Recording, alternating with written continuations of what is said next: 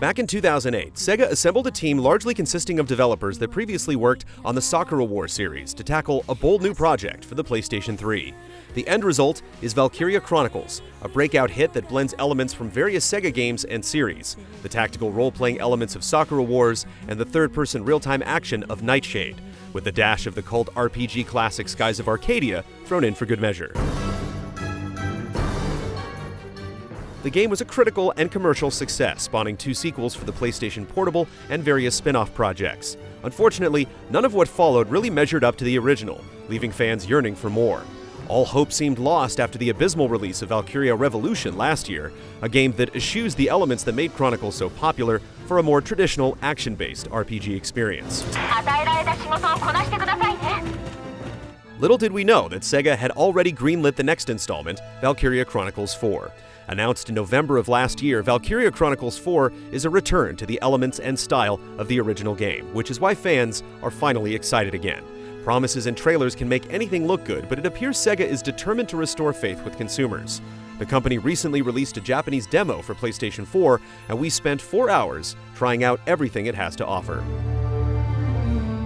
The Japanese demo allows you to play through the initial tutorial and the first 2 chapters of the game, as well as 2 skirmish missions and an unlockable bonus mission.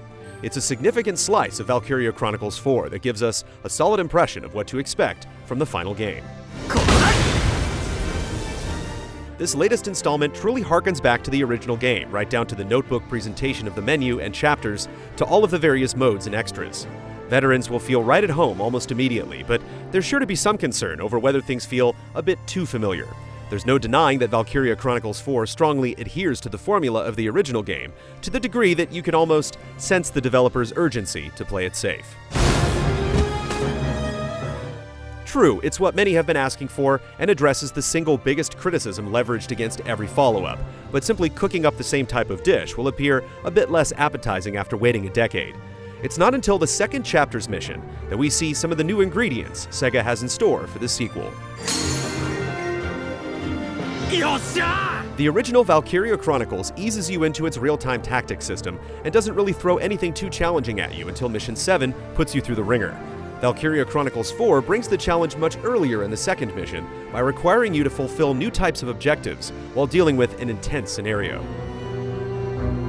The first part puts you into a fog of war style map where you have to identify real tank units hidden alongside wooden fakes. In order to do this, you have to get up close and personal to inspect the objects, which all look like real tanks from a distance. Simply firing upon them or trying to zoom in with a scope won't cut it, and getting into such close proximity leaves you open to a hail of bullets, if it's the real deal. Once you've satisfied your first set of objectives, the fog will lift, and you'll transition into the second phase of the battle.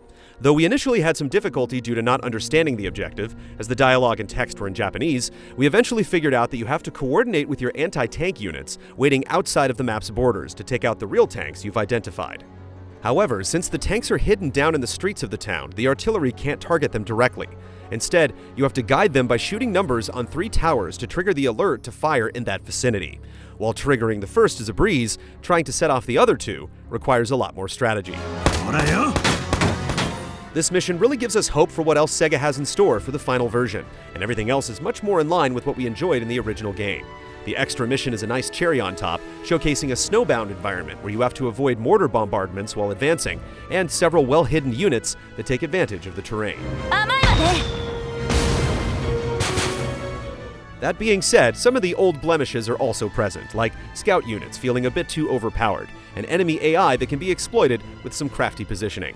While enemy units still seem to make some baffling decisions during their turns, they do appear to be a bit more aggressive and responsive.